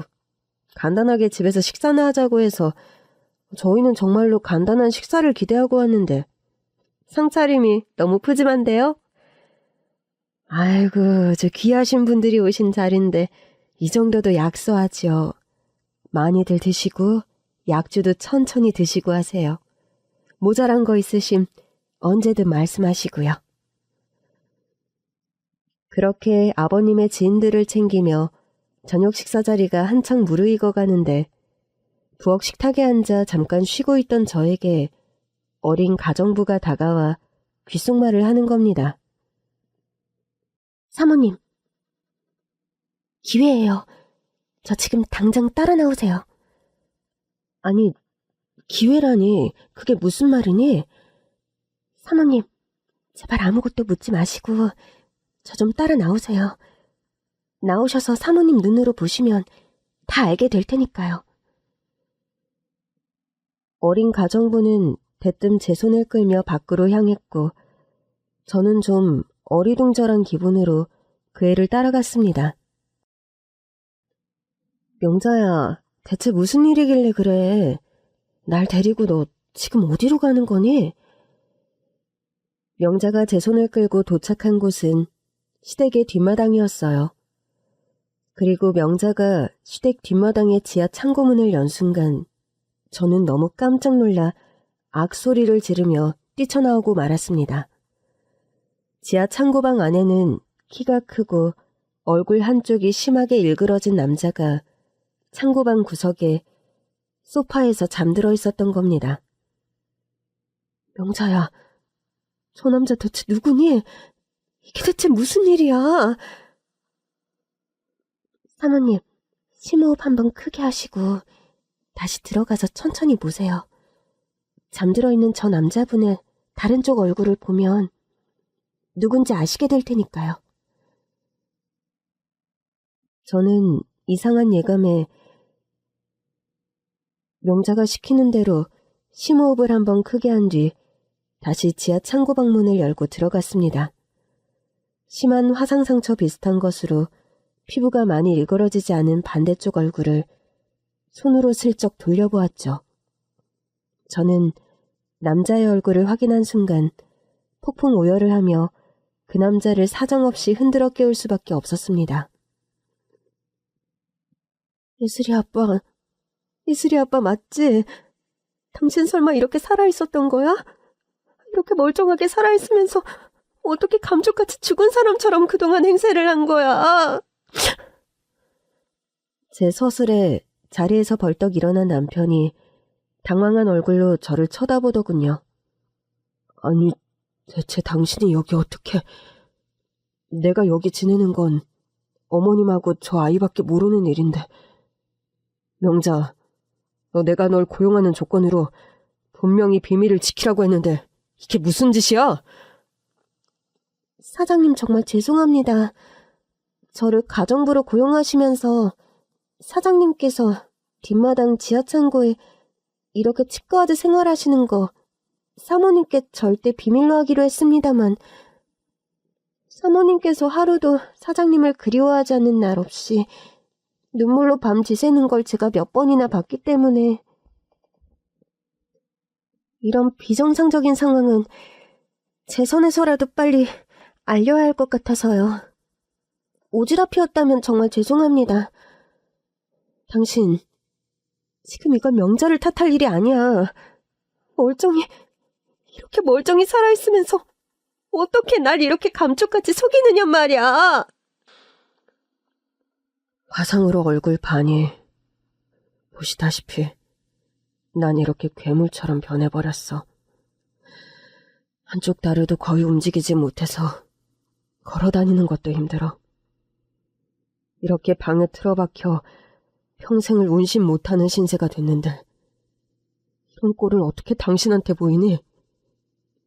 예슬이한테도 당신한테도 도저히 이런 나의 모습을 보여줄 수 없었어. 그래서 어머니한테 부탁했던 거야. 나의 이런 상황을 당신에게 얘기하면 난 정말 죽어버리겠다고. 어머니께 협박 비슷하게 부탁을 했고 내 성격을 어머니가 아시니까 지금껏 날 여기에 숨기고 살아오신 거야. 미련한 인간아. 당신 얼굴 한쪽이 상하고 다리 한쪽이 망가진 게 어때서? 얼굴이 망가지고 다리가 하나여도 당신은 여전히 당신, 김찬우가 맞잖아. 꿈속에서도 당신이 그리워서 내가 얼마나 마음이 아팠는데 그래도 고마워. 당신 이렇게 살아있어줘서 너무 고마워. 명진아, 예슬이 엄마. 저는 그렇게 거의 2년 만에 죽은 줄 알았던 남편과 기적적인 상봉을 하고 얼싸안고 한참을 펑펑 울었습니다. 그렇게 남편과 울고 있는데 손님들이 돌아가셨는지 시어머니께서 창고방으로 오셨더군요. 예슬, 애미야. 어머님, 대체 이게 무슨...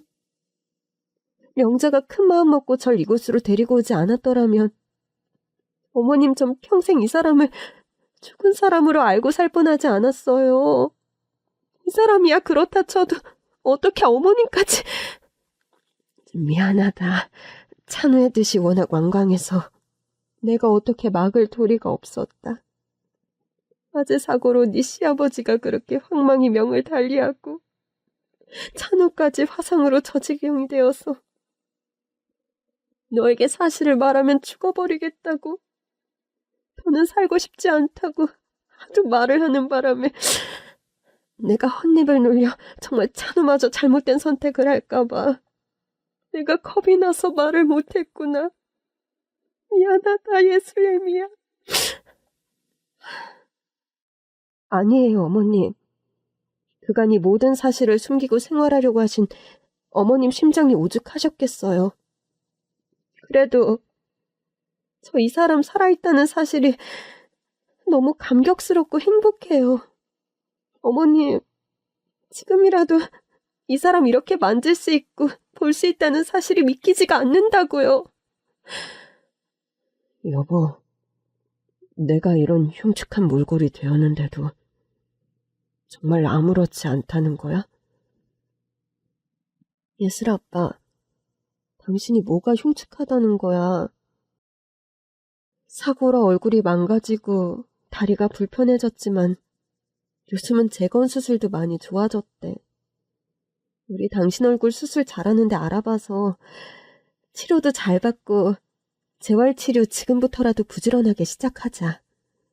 그리고 지금보다 얼굴이 좋아질 수 없대도 상관없어. 당신이 야수 같은 얼굴이 된다 해도 당신이 김찬우라는 사실은 변함이 없고 또 당신은 작업실에 틀어박혀 종일 글 쓰는 일이 직업인데 그런 면에서도 크게 걱정할 것 없잖아.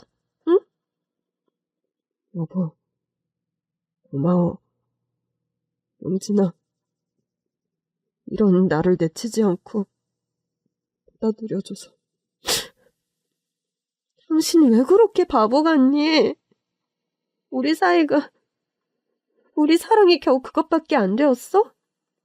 내가 당신 같은 상황이 되었더라도 당신이 그랬을까? 아니잖아. 사람이 왜 그렇게 미련하니? 미안해, 명준아. 예슬렘이야, 정말 고맙다. 네가 이렇게 선뜻 찬우를 받아들일 수 있을 거라곤 솔직히 나도 생각을 못했어. 하루에도 몇 번씩 사실을 너에게 말해야 할까? 아니야, 그랬다가 네가 충격을 먹어서 영영 떠나버린다면 그걸 또 어떻게 찬우가 받아들일지 몰라. 늘 노심초사하며 지냈단다. 어머님, 이제는 그만 우세요. 저 어머님 마음이나 이 사람 심정 다 헤아리니까 두 사람 다 그만 진정해요. 그리고 명자야, 정말 고맙다. 네가 정말 현명한 선택을 해줬어. 우리 식구들 누구도 이 엄청난 비밀을 내게 말할 용기를 내지 못했는데 명자, 네가 그걸 해줬구나. 아니에요, 사모님. 저는 늘 사모님 작업하시는 늦은 시간에 사장님께 식사와 새 옷을 가져다 드리곤 했는데 그럴 때마다 마음이 참 좋지 않았어요.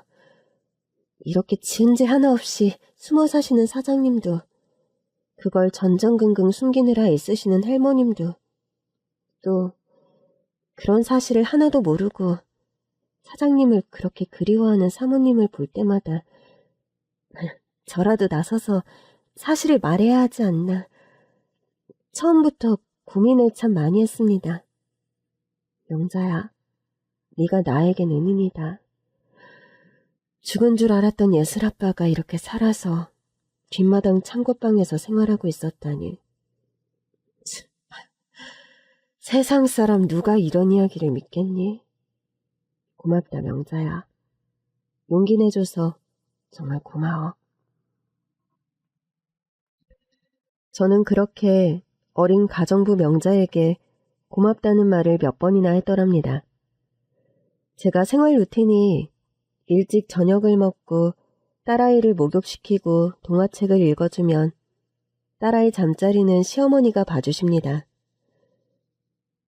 저에게 좀 일찍 그림 그리는 작업을 시작하라고 시어머니께서 배려해 주신다고 그렇게 된 건데요. 제가 그림 그리는 작업실이 저희 집 옥탑방에 있습니다. 옥탑방 작업실에 들어가면 전 음악을 좀 크게 틀어놓고 작업을 하는 편이라 한번 작업을 하러 들어가면 집 밖에서 무슨 일이 있는지 잘 모르는 편이에요.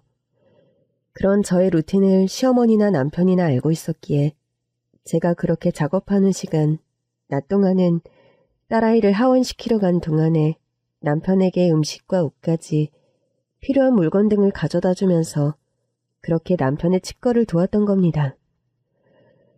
그래도 저희 집에 들어온 어린 가정부 명자의 도움으로 남편은 세상의 빛을 보게 되었던 거죠. 사고가 난 지 거의 2년 만에 세상 밖으로 나온 남편이었습니다. 딸아이는 처음 아빠를 보고 좀 무서웠는지 울음을 터뜨렸지만 그래도 곧 제 아빠에게 잘 안기고 다가가게 되었어요. 남편도 집에 있으면서 딸아이와 시간을 많이 보내면서 고질적인 우울증도 많이 없어졌죠. 저는 남편이 그간 미뤄왔던 남편의 치료에 심혈을 기울였습니다. 화상 재활치료의 유명한 병원을 수소문해서 알아본 뒤 바로 예약을 했죠. 지금부터라도 일단 재건 수술을 받으시고 손상된 관절을 유연하게 회복하는 운동을 하셔야 합니다. 다리 쪽은 수술 예후가 좋으면 걸어다니는데 큰 무리가 없을 정도로 회복될 가능성도 보이고요. 환자를 옆에서 최대한 잘 간호할 테니 선생님 제발 잘 부탁드립니다. 저희 남편 제발 잘 걸어다닐 수 있게 수술 좀 잘 해주세요. 남편은 그렇게 치료도 거의 포기하고 살다시피 하다가 뒤늦게 수술도 받고 재활치료도 받게 되었습니다. 다리 수술과 얼굴 피부 재건 수술을 동시에 받게 되었는데 다행히 수술 결과는 나쁘지 않았습니다. 수술 후의 재활치료 과정이 녹록치 않았지만 저는 남편이 살아 돌아왔다는 기쁨에 힘든 줄도 모르고 정말 옆에서 열심히 그 사람의 재활치료를 도왔죠. 예슬이 아빠, 우리 한 걸음만 더 걸어가 보자.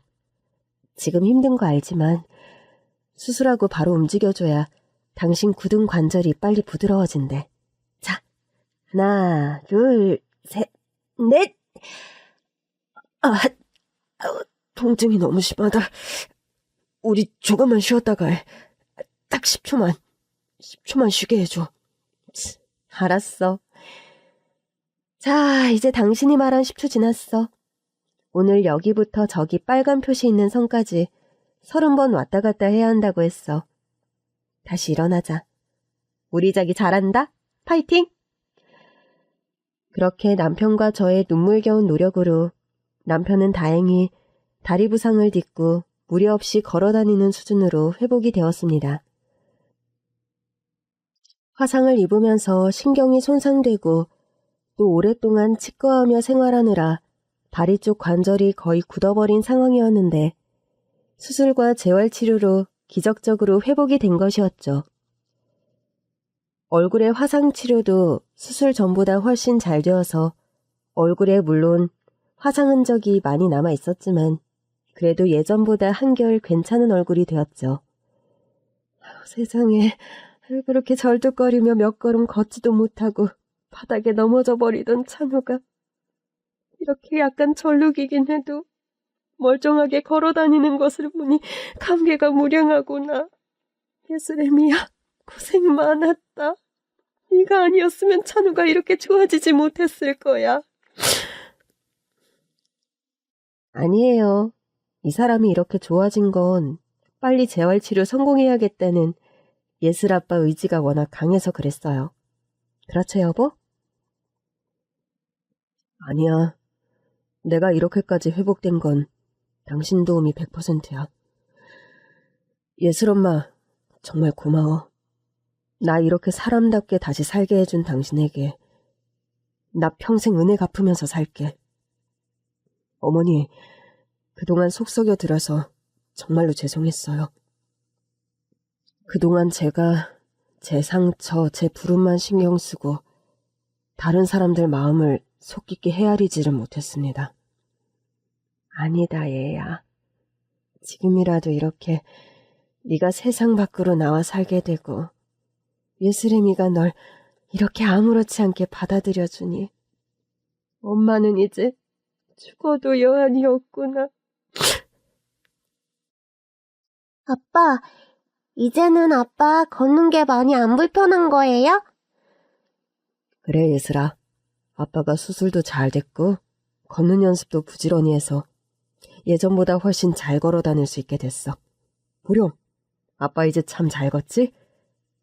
아빠, 그럼 이번 토요일에 저 공원에 가서 자전거 가르쳐 줄 수 있어요? 그럴까? 예슬이 아빠한테 자전거 배우고 싶어? 친구들 보면 다 아빠한테 자전거 배워서 나도 아빠한테 배우고 싶어요. 그러자, 예슬아. 이제 아빠랑 자전거도 타러 가고 놀이공원도 가고 그러자. 응? 신난다. 그럼 이번 주말에 자전거도 타고 놀이공원도 가고 다 하는 거예요? 그렇게 세상과 담을 쌓고 살 것 같았던 남편은 치료 경과도 좋아지고 딸아이와의 관계도 스스럼 없어지면서 바깥 외출도 자연스럽게 하게 되더군요. 사람들 시선을 의식해서 처음엔 가까운 거리의 외출도 극히 마다하던 남편이었는데 참으로 큰 변화라면 큰 변화라 할 수 있었습니다. 명자야, 너는 나이도 아직 어린데 다시 공부하고 싶은 생각은 없니? 듣자 하니 고아원 있을 때 공부도 제법 잘했다면서? 남들처럼 대학도 가고 싶고 제 꿈이 사실은 선생님이거든요. 그런데 아직은 형편이 여의치를 않아서 이 댁에서 한 몇 년 일하면서 돈 모은 다음엔 재수학원도 등록하고 대학교도 가보려고 생각하고 있어요. 명자야, 그럼 더 미루지 말고 앞으로 반나절 정도는 집안일을 쉬고 네 공부를 하렴. 공부하는 시간 동안 일당은 원래대로 줄 테니까 걱정하지 말고. 그리고 네가 원하는 대학에 합격하면 첫 해의 등록금은 아줌마가 지원해 줄게. 사모님, 정말 그렇게 해도 되겠어요? 그럼 사모님께서 저 대신 해야 할 집안일이 많이 늘어날 텐데요. 그간 우리 아이 아빠 재활치료에 하도 열을 올리다 보니까 집안일을 거의 못했는데 한동안은 나도 여유가 생겼잖아. 겨울방학이고 시작되는 데다 다음 학기엔 불어 대학 강의 스케줄도 안 잡았어. 당분간 가족들과 시간을 올구지 보내고 싶어서 말이야. 나도 여유가 돼서 하는 소리니까 이번 입시 제대로 준비 한번 해보렴. 저는 어리지만 현명한 판단을 내려서 남편을 세상 밖으로 나오게 해준 명자에게 큰 고마움을 느끼고 있었습니다. 해서 착하고 성실한 그 아이에게 뭔가 보답을 해주고 싶은 마음이 있었지요. 명자는 그렇게 하루 반나절 공부에 매진하는 시간을 가지고 그의 대학 입시에 지원을 했습니다. 그런데 원체 공부머리가 있던 아이라 그런가 대학 입시 첫 도전에 원하던 교육대학에 합격을 했지 뭐예요? 사모님, 저 땡땡 교육대학에 차석으로 합격했어요. 오후부터 저녁 시간까지 줄곧 공부하게 해주신 사모님 덕분에요. 게다가 비싼 재수종합반 학원비까지 지원해주시고 사모님 은혜는 절대로 잊지 않겠습니다. 명자 너도 우리 집의 큰 은인인데 이젠 우리 서로가 은인이 되었구나? 그렇게 명자는 그의 대학생이 되어서 저희 집을 나가게 되었습니다. 일손 야물고 정이 많이 든 가정부 명자를 떠나보내려니 마음이 많이 섭섭하더군요. 그래도 젊고 앞길이 창창한 그 아이가 원하는 대학에 합격해서 떠나는 길이라 마음은 한결 가벼웠어요. 명자야, 그간 우리 집에서 고생이 아주 많았다. 초반엔 우리 며느리 몰래 찬우한테 식사 가져다 주느라 이간을 노심초사했지. 그러게요. 가끔씩 사모님이 옥탑방 밖으로 나와 서 계실 때가 있어서 제가 그런 찰나에 사장님께 다녀오다 사모님과 눈이라도 마주치면 도둑질하다 걸린 사람처럼 심장이 벌렁 내려앉곤 했어요. 가끔 그래서 네가 마당에 커다란 쟁반 들고 서 있다가 날 보면 그렇게 깜짝 놀랐던 거구나? 내가 물어보면 자꾸 이상한 변명하며 둘러대서 난 쟤가 왜 저러나 싶었는데. 모두 다 지난 내 불찰 탓이지 뭐. 명자야, 이건 내가 주는 장학금이다. 이걸로 생활하는데 꼭 필요하는데 보태 쓰렴. 그렇게 남편도 명자에게 꽤 큰 돈의 장학금을 쥐어주었지요. 명자는 무척 고마워하면서 저희 집을 떠났고 그 후로도 종종 방학을 하거나 시험이 끝났을 때 저희 집에 자주 놀러오고 또 저희 어린 딸 예슬이와도 무척 잘 놀아준답니다. 명자가 다니는 교육대학이 저희 집과 멀지 않은 곳에 있어서 명자는 학교 기숙사에서 생활을 하지만 일주일에 한 번 정도 저희 딸아이 공부를 봐주는 과외 아르바이트도 시작했죠. 여보, 당신 우리 집에 화재 사고 나고 그런 복잡한 일들 겪으면서 공부를 제대로 마치지 못하고 왔는데 더 늦기 전에 다시 유학 가서 마치려던 과정 다 마치고 오는 게 어때? 나야 그러면 좋겠지만 당신은 괜찮겠어?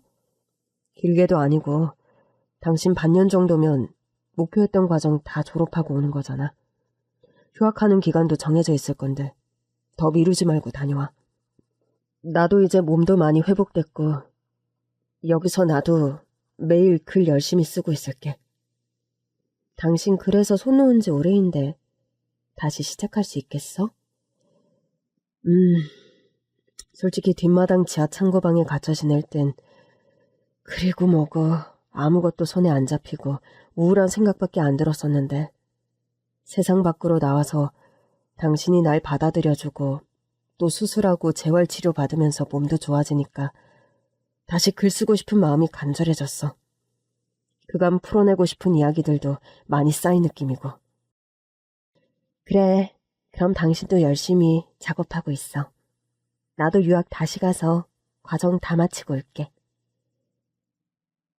저는 시어머니께도 양해를 구한 뒤 마치지 못한 공부를 마무리하기 위해 다시 유학길에 올랐습니다. 예스레미야, 그간 네가 찬우 재활치료 돕느라 얼마나 고생이 많았니.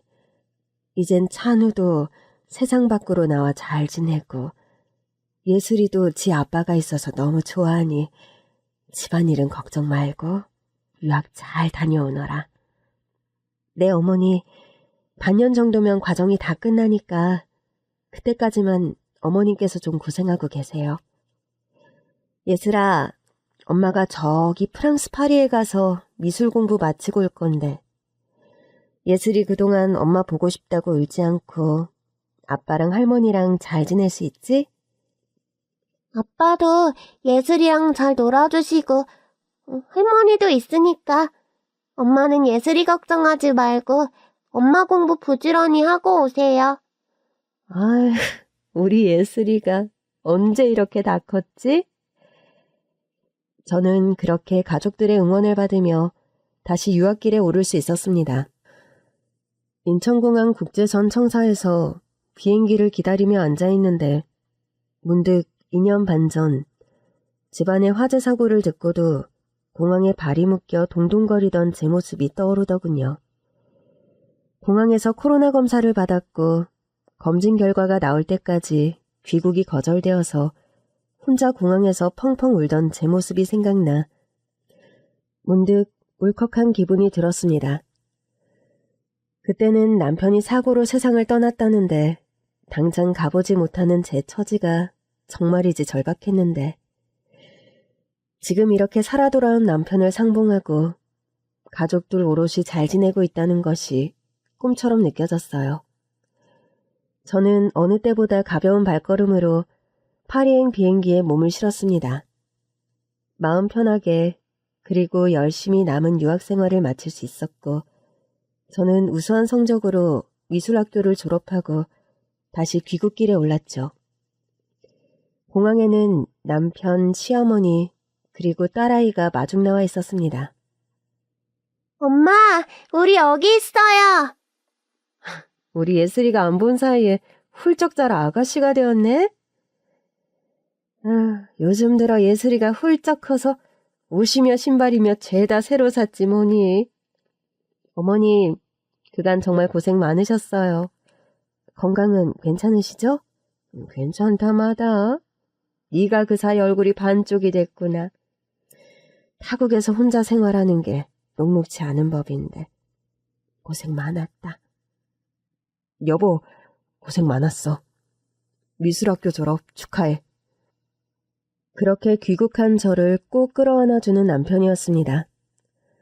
남편은 재활치료와 재건 수술을 받았지만 여전히 얼굴 한쪽에 심한 화상 상처가 남아 있습니다.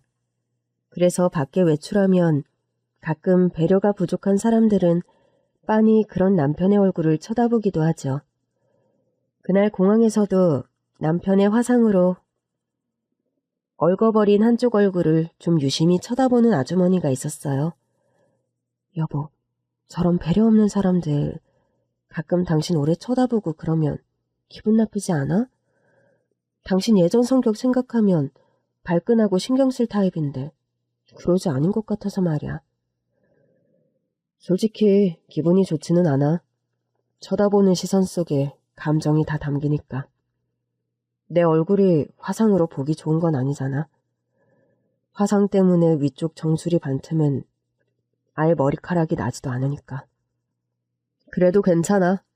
당신이 날 보는 눈빛엔 예나 지금이나 변함이 없으니까. 정말 그것 때문에 당신은 다 괜찮아? 응? 정말이야. 내가 이렇게 화재로 부상 심하게 입고 나한테 가장 두려운 게 그거였어. 이런 몰골이 되어버려서 당신한테 내쳐지는 거. 난 이런 상황이 된 것보다 솔직히 그런 사실을 예상하는 게 더 괴롭고 받아들이기 힘들더라. 그래서 당신 생각하기에 어리석기 짝이 없는 선택을 했던 거고. 그런데 내가 당신을 아무렇지 않게 받아들여주니까 좋았어? 그걸 말이라고 하니? 좋다마다. 그날 명자가 당신 손을 잡고 창고 방문에 들어와 준 순간 나 김찬우는 다시 태어난 거야. 날 처음 보는 당신 눈빛을 보고 난 사실 알았어. 당신이 여러 말 하기 전부터 당신은 내가 아무렇지 않고 날 받아들여 주겠구나. 나를 많이 그리워했었구나. 당신이 나 쳐다보는 눈빛 보고 다 알았지? 그런 말을 하면서 제 손을 꼭 잡는 남편이었습니다. 남편은 제가 유학가 있는 동안 오랜만에 장편소설 한 편의 연재를 마쳤더군요. 오랜만에 시작한 웹소설 연재였는데 반응이 무척 좋아서 최근에는 판권 판매까지 마쳤습니다. 웹툰과 드라마로 제작될 예정으로 제작사 여러 곳에서 남편에게 연락이 왔고 남편은 좋은 조건으로 최근 계약을 마쳤죠. 다시 돌아온 김찬우 작가님, 축하해요. 나 유학가 있는 동안 당신 정말 글 열심히 썼나 보네? 당신 유학 마치고 돌아오면 스펙도 좋아지고 더 멋진 여자가 돼서 돌아올 텐데 나도 질 수 없잖아? 참, 당신 전시회 준비는 잘 되어가? 다음 달이면 오픈이라 막바지 준비로 요즘 솔직히 스트레스가 심하네. 큰맘 먹고 유학까지 다녀왔는데 작품이 생각보다 후지고 별로다 그런 소리 들으면 안 되는데 걱정이야. 파리 있을 때 주로 그린 작품들 위주로 전시하려고 하는데 뭐 최선을 다해봐야지. 저는 유학을 마치고 돌아온 뒤 생애 첫 전시회를 계획하고 있었습니다. 제 전시회 제목은 재회였어요. 글로써 풀어낼 수 있는 이야기이기도 했지만 저는 그동안 저희 가족들에게 있었던 우여곡절의 그 시간들을 차근차근 화폭에 담는 과정을 진행했습니다. 처음 화재 사고를 접했을 때의 말도 안 되는 충격, 남편을 잃은 상실감과 슬픔, 시어머니와 어린 딸과 그 모진 시간을 견뎌왔던 순간들, 그리고 남편과의 기적적인 재회. 그런 시간들을 겪어오며 제가 느꼈던 감정과 마음을 그대로 화폭에 담아냈죠. 해서 제 전시회의 주제가 재회가 되었습니다. 살면서 절대로 이루어질 수 없을 것 같았던 간절한 재회. 그 기적적인 재회를 경험한 것이 저의 최근 과거였고, 그런 것들을 제 작품 속에 그대로 녹여낸 것이죠. 최선을 다해 쏟아부은 작품들이어서 후회는 없었습니다. 담백한 마음으로 큰 기대 없이 전시회를 오픈했는데 다행히 반응은 아주 좋았습니다. 권위 있는 미술 잡지에서 제 전시회를 아주 괜찮게 품평해주는 바람에 제 첫 전시회는 원래의 전시 기간을 훌쩍 넘겨 앵콜 전시를 이어가게 되었습니다. 전시 막바지에는 매스컴들에서도 제 전시회를 많이 다루어 주어서 작품의 90%가 판매가 되는 기염을 토하게 되었네요. 예슬엄마, 잘 나가는 전업작가가 된 거 축하해. 난 당신이 꼭 화가로 인정받는 날이 올 줄 알았어. 여보, 이번 전시가 가능했던 건 당신과의 시간들이 있어서 가능했던 거야. 힘들고 끔찍했고 또 당신이 세상에 없다고 생각해서 너무 슬펐는데 그런 시간들이 축적돼서 나올 수 있는 작품들이었어. 내가 그럼 그렇게 치과했던 게 당신한텐 행운인 건가? 뭐라고?